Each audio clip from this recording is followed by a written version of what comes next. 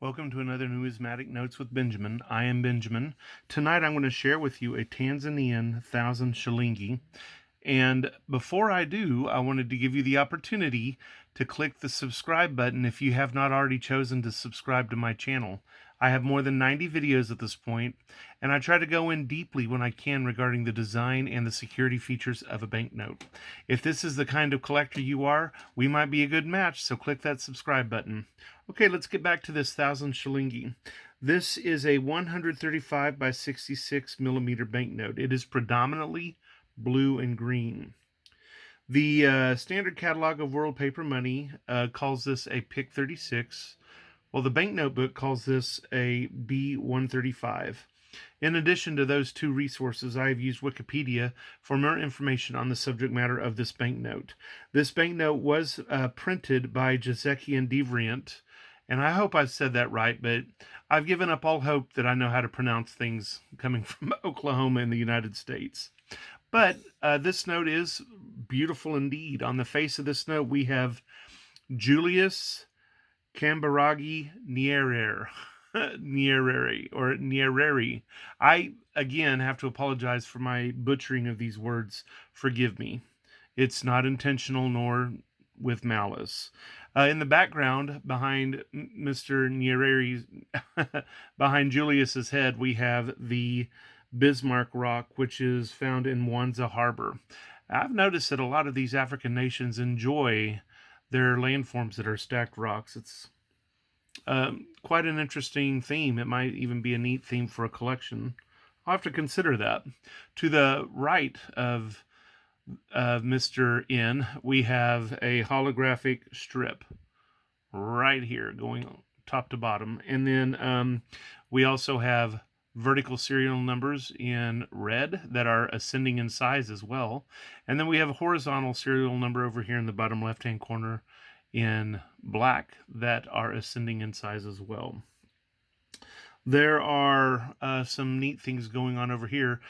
You can see the electrotype of the 1,000 right here, but if you were to hold this note up to the light, and let's see if I can do that, you would also see a very beautiful, well, where is it now? A very beautiful giraffe, which is one of my reasons for really liking this note, is that striking giraffe that functions as the watermark.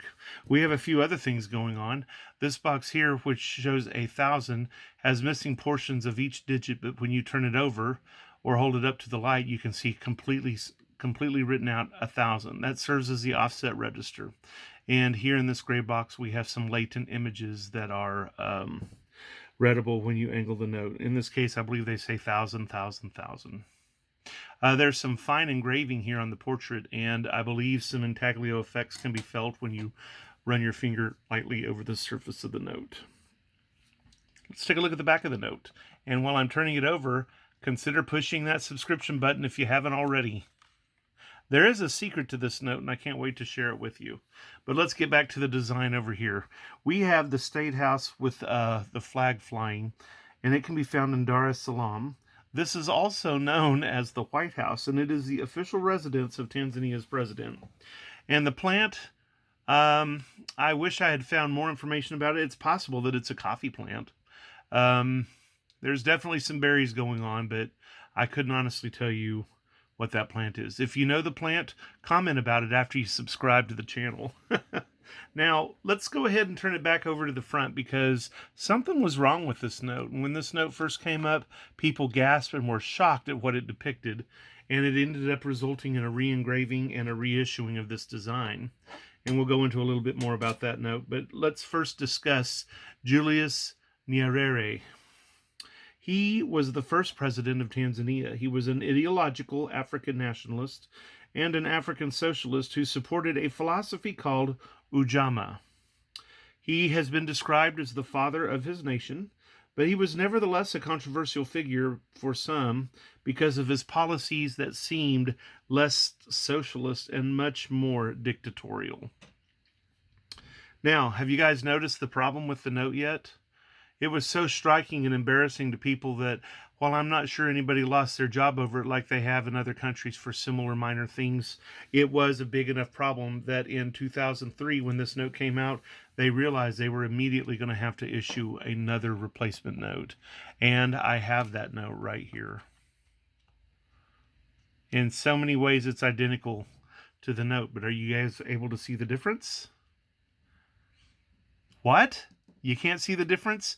Well, go ahead and subscribe to the channel and I'll be sure and email you the difference. Nah, I'm just kidding. Let's put that first note back up here and let's see if you can't see it. Now, I'm going to focus in on the button. I'm going to give you guys a clue and I'm going to focus in on this button. Do you see that button there?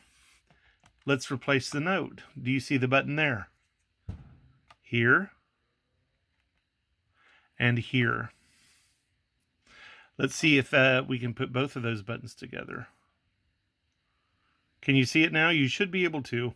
The top note, which is the one issued in 2003, has the material from the right being folded over to the left and the button going through the fold on the right. And the bottom has the cloth on the left being folded over and being buttoned through. One is considered more feminine than the other, and that was the big problem. Here we had the father of the nation wearing a shirt that could technically be female, and here we have it on the corrected note with the orientation fitting that of the accepted practice of male clothes being folded over from the left, folded over to the right, and a button coming from the right through the cloth on the left. A very minor thing, and so it would be considered a variety in most websites. This is actually a pick 36A, and this is actually a pick 36B. I looked for years to find one of each of the varieties, and many times that variety difference is the only way to tell if you have a 2003 or a 2006. The signatures from the governors are exactly the same. Good luck getting these notes. Remember, the 2003 is the one with the feminine shirt, and the 2006 is the one with the masculine shirt. A funny little story, a great little banknote. If you haven't subscribed to my channel or decided to yet, please just make that leap now. Like, subscribe, comment, and share.